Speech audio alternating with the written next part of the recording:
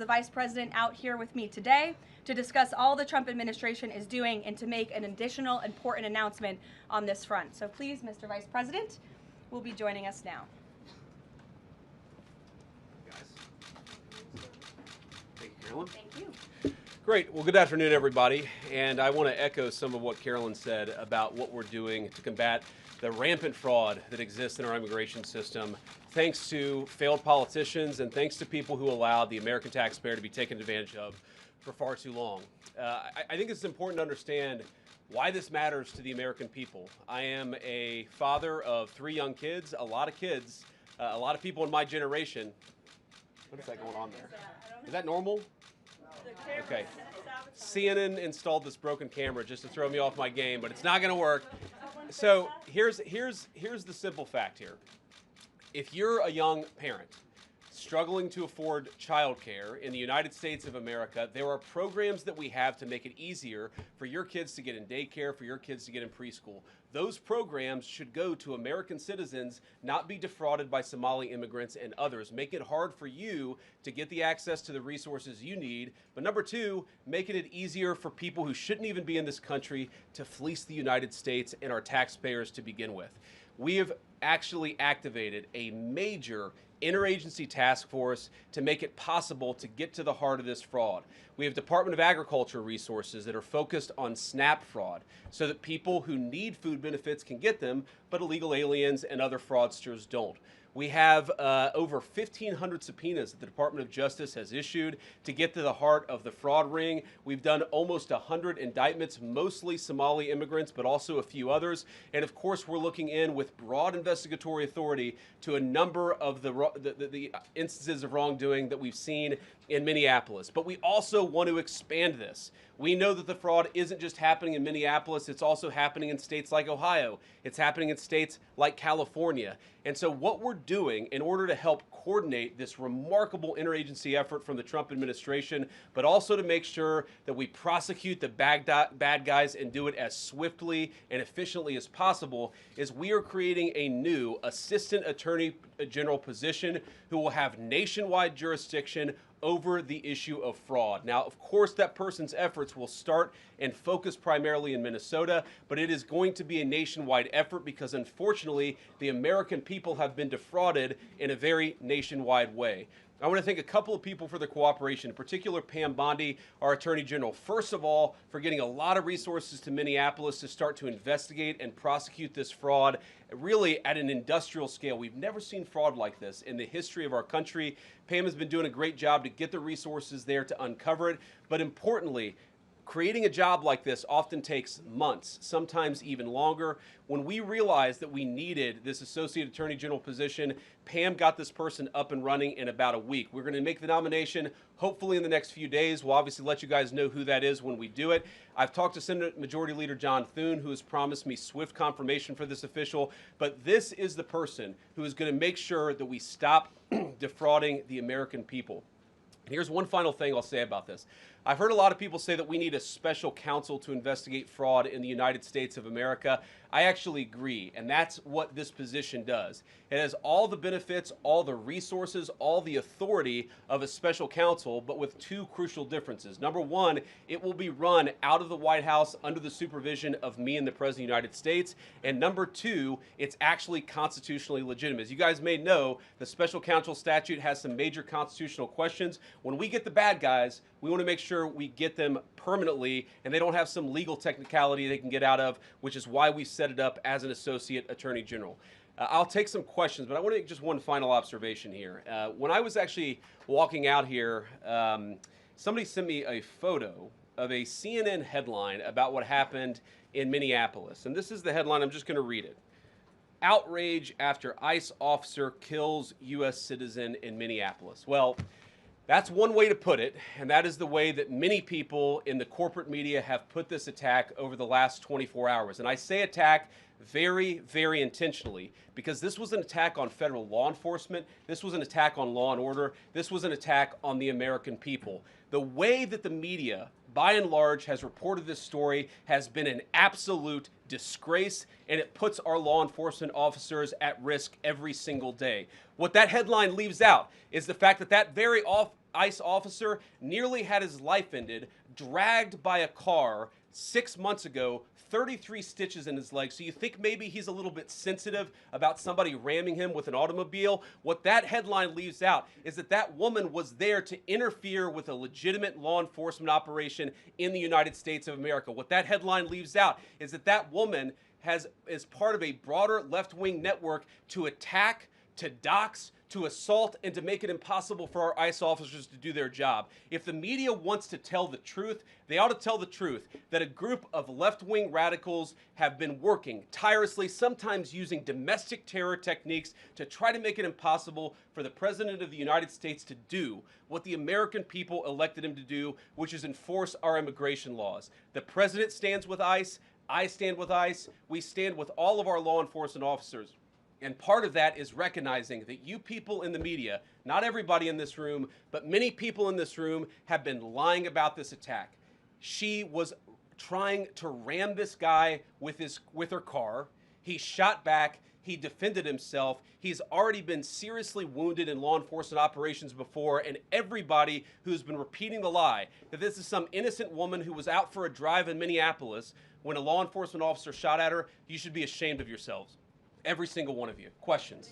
Thank you, Mr. Vice President. I wanted to read a quote from Tim Walz earlier today. He said, "When things looked bleak, it was Minnesota's first that held the line for the nation on July 3rd, 1863, and I think we may be in that moment now." Can you comment on his rhetoric and Mayor Jacob Frey and whether they want to see unrest in Minneapolis? Well, that's very tough rhetoric from a guy who just quit because his fraudulent activities have been uncovered. Look, Tim Walz is a joke. His entire administration has been a joke. The idea that he's some sort of freedom fighter, he's not. He's a guy who has enabled fraud and maybe, in fact, has participated in fraud. That's what this new Assistant Attorney General position is going to find out. I don't care what Tim Walz says. I care about getting to the bottom of this fraud for the American people, and I care about enforcing the nation's immigration laws. That's what we're going to stay focused on.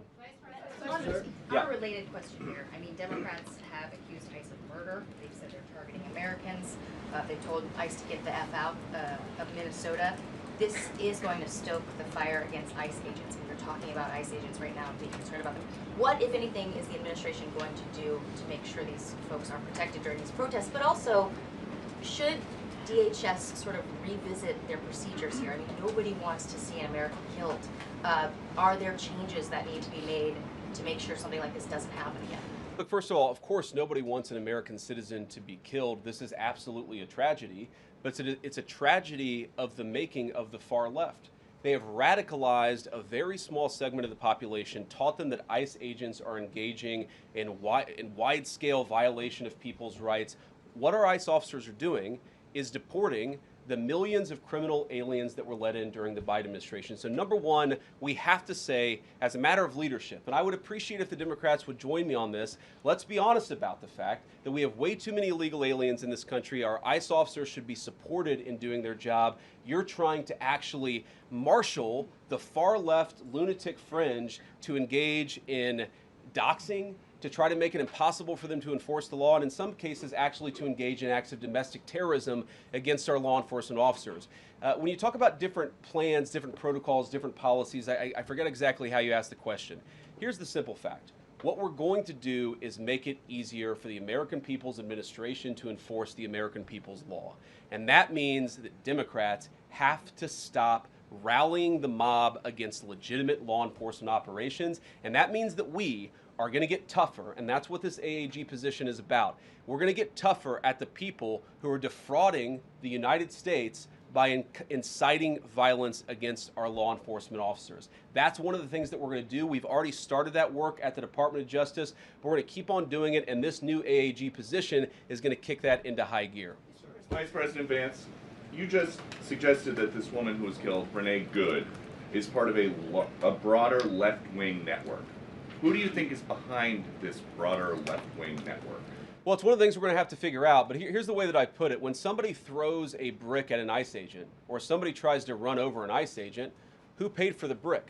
And who told protesters to show up and engage in violent activity against our law enforcement officers? You see, just with this most recent terrible incident in Minneapolis, you see friends of this woman's or other people who are eyewitnesses saying basically that she was there to engage in obstruction of a legitimate law enforcement operation. How did she get there? How did she learn about this? There's an entire network, and frankly, some of the media are participating in it, that is trying to incite violence against our law enforcement officers. It's ridiculous, it's preposterous, and part of our investigatory work is getting to the bottom of it. Who's funding it? Who's supporting it? Who's cheerleading it? And of course, if there's illegal activity related to that, we're going to get to the bottom of that and prosecute it where we can. Vice President, thank you for taking questions today. Is there a risk with you describing her as a deranged leftist, talking about very specific facts of these events, when an investigation is just beginning? Are you preempting a thorough investigation by drawing such conclusions? And have you received any information beyond the videos we've seen publicly about this individual, her specific acts, that has informed your point of view?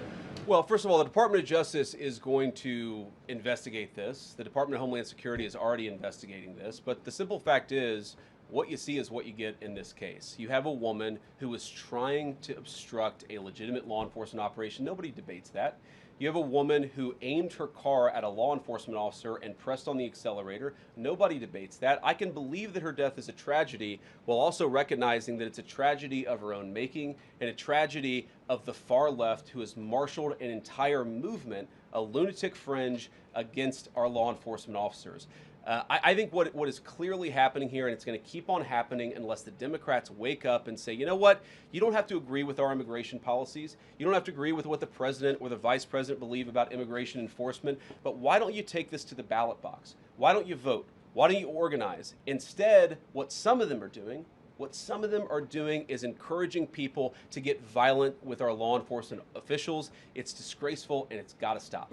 Mr. President, Yeah. just to follow up on that question, and again, thank you for taking questions, Mr. Vice President. There's clearly a lot of emotion in Minnesota, across the country, over this incident.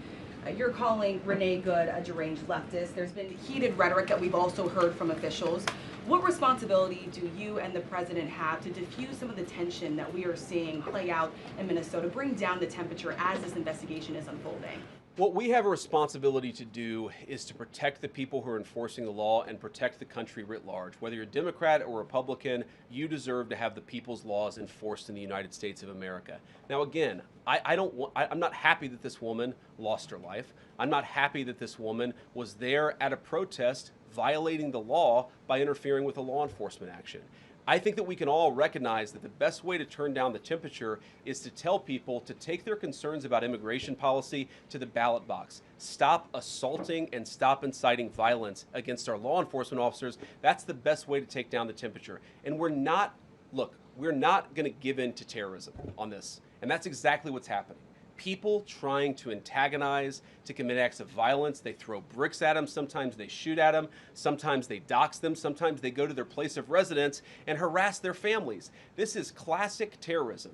And we cannot say that when a far left fringe is inciting violence against our brave law enforcement officials, that we're no longer going to enforce the law. That's rewarding the very people who are engaged in this garbage. The actual reward that they just got is a new assistant attorney general who is going to prosecute and investigate this stuff even more aggressively than before. Yeah. Thanks for taking my question. So the head of Minnesota's investigations agency says that the U.S. Attorney's Office has essentially cut off the state investigations agency's access to the investigation. What is the precedent for that, and why shouldn't the Minnesota officials on the ground have access and evidence to work on this investigation? First of all, I wish the state officials in Minnesota would investigate why you have so many people who are using their vehicles and other means to actually interfere with a legitimate law enforcement operation. The precedent here is very simple. You have a federal law enforcement official engaging in federal law enforcement action. That's a federal issue. That guy is protected by absolute immunity. He was doing his job. The idea that Tim Walz and a bunch of radicals in Minneapolis are going to go after and make this guy's life miserable because he was doing the job that he was asked to do is preposterous. The unprecedented thing is the idea that a local official can actually prosecute a federal official with absolute immunity. I've never seen anything like that. It would get tossed out by a judge. So what I'd like Minnesota to focus on is the real issue, that they're encouraging people. Minneapolis officials are encouraging people to commit violence against ICE officials. It's ridiculous. It's got to stop. Go ahead. Mr. President, thank you. You said earlier that there's a left-wing network to attack, to dox, to assault, and make it impossible for ICE officers to do their job. You told my colleague just now that there's an investigation going on into that network. Yep. So if everything that you say is true, how does being part of that network justify being shot? Well, being part of the network doesn't justify being shot, but ramming an ICE officer with your car, that's what justifies being shot. It's not a good thing, by the way, but when you force somebody to engage in self-defense, it's almost a preposterous question. I'm not saying that funding some of this stuff justifies capital punishment. Nobody would suggest that. The reason this woman is dead is because she tried to ram somebody with her car and that guy acted in self-defense. That is why she lost her life, and that is the tragedy. Now, there may be other violations of the law and other penalties that are associated with those violations of the law. For example, if you are funding violence against our law enforcement officers, I'm not a prosecutor. My guess is that's not the sort of thing that earns capital punishment, but it should sure as hell earn you a few years in prison if you're funding the effort to try to assault our law enforcement officers. I'm sorry, guys, what's going on here? You guys are meant to report the truth. How have you let yourself become agents of propaganda of a radical fringe that's making it harder for us to enforce our laws? You just asked me a question that presumed that the reason why this woman died is because she was engaged in legitimate protest. She tried to run somebody over with her car, and the guy defended himself when that happened. Next question. The investigation is still ongoing. I said next question. Mr. Vice President, I mean, you presumably watched the video yourself. There's not the slightest doubt in your mind, having viewed it, that the victim, you still believe that she deliberately tried to ram him despite seeing this video? Look, I don't know what is in a person's heart or in a person's head, and obviously we're not going to get the chance to ask this woman what was going on. What I am certain of is that she violated the law. What I'm certain of is that that officer had every reason to think that he was under very serious threat for injury or in fact, his life. What I'm certain of is that she accelerated in a way where she ran into the guy. I don't know what was in her heart and what was in her head, but I know that she violated the law, and I know that officer was acting in self-defense. It raises an interesting point, though. Look, if people want to say that we should have a legitimate debate about, what was she really doing, right? Was she panicking when she drove into this officer, or was she actually trying to ram him? That's a reasonable conversation. What's not reasonable is for so many of you to plaster all over the media that this was an innocent woman and that the ICE agent committed murder, which is what many of you have said explicitly and some of you have said implicitly. That's what I have an objection to. The idea that this was not justified is absurd, and I think everybody knows it in their heart. Yeah. Mr. Vice President, in the green jacket. Taking down the temperature, it seems like political violence is ratcheting up and riots could be around the corner. What steps does the administration have planned to try to unite America? Average people on both political sides are so tired of fighting with each other, and I think all the journalists in this room could agree with me that we don't want to be part of the problem. Do you have any words to unite America? I know you don't want to be a part of the problem, and I think that's true of a lot of you. I'm not sure it's true for everybody, because the reporting over this has been one of the biggest scandals I've ever seen in media. I've never seen a case so misrepresented and misreported when you have a guy who was defending himself and is now being treated as some sort of federal assassin by so many of the people in this room. First of all, let me say about crime. You mentioned violence. One of the things we're proudest about is that you saw violent crime over the last year drop by 20%. Why is that drop by 20%? Is it because we're attacking our law enforcement officers, or is it because we in the administration are empowering our law enforcement officers to enforce the law? I think that's one of the ways you take down the temperature, is you make people feel more secure and safe in their person and property. That's why we care so much about protecting our law enforcement, because it accrues to the benefit of the entire national community. I think that we can absolutely talk about the ways in which, we can lower the temperature by discussing differences in a reasonable and rational way. Again, I'm happy to talk with any congressional Democrat or any of you about our immigration policy, about why I think it's necessary, about why I think it's in the best interest of the country, about why the President of the United States was elected to actually enforce the border for the first time in at least 4 years. So here's the problem. That's not the debate so many people are having. They are actively covering for people who are committing acts of violence against federal law enforcement. It is preposterous. The way to take down the temperature is to stop it. Have your debates about policy. Attack me. Attack the President of the United States. Don't attack our law enforcement officers. They are trying to do the job the American people demanded that they do. They are not policy actors. They are enforcing the law. They should be treated with a modicum of dignity and respect. And the fact that they're not is why incidents like yesterday happened. The one final point I'll make about this is, look, there's a part of me that feels very, very sad for this woman, not just because she lost her life, but because I think she is a victim of left-wing ideology. What young mother shows up and decides they're going to throw their car in front of ICE officers who are enforcing legitimate law? You've got to be a little brainwashed to get to that point to where you're willing not just to protest, that's fine, not peacefully protest, but throw your vehicle in front of legitimate law enforcement officers and drive your car into them. To get to that point, you have to be, I think, radicalized in a very, very sad way. I certainly wish that she hadn't got there. I know there's an ICE officer right now who very much wishes he was not put in the position where he had to fire a gun to defend his own life. Yeah. Thank you, Mr. Vice President. What's your message, following up on that, what's your message to the leaders in Minnesota, the governor of Minnesota, the mayor of Minneapolis, to calm down the situation on the ground, on the streets? What's your message also to those protesters who saw that video in a completely different way than you saw that video? Well, first of all, I think if you watch every angle of that video, there is one angle where if you squint, you can maybe tell yourself that it's not clear what happened. But when you look at all angles of that video, it is very clear that her vehicle went right for the guy. She actually collided with him. And then that's, of course, when he fired his shots. That's obvious, okay? So what I'd say to the protesters is, by all means, protest peacefully, but make this about ideas. Make this about disagreement with our policy. Don't use your protest as a justification or an encouragement for people to go and incite violence and participate in violence against our law enforcement officials. To the people on the ground in Minneapolis, meaning the local officials in Minneapolis from Tim Walz on down, I'd say, look, why can't you just disagree with a given piece of immigration policy without turning law enforcement into the enemy?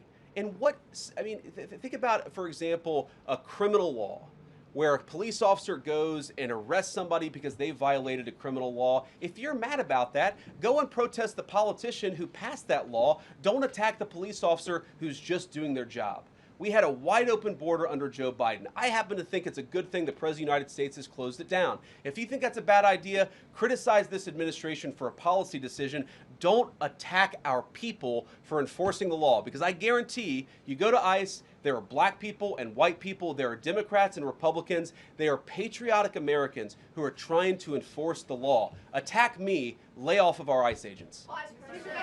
Yeah, in the blue, all the way, yeah. Yeah, thank you, Mr. Vice President. You called on Tim Walz to resign. Can you lay out the case as to why he should step down?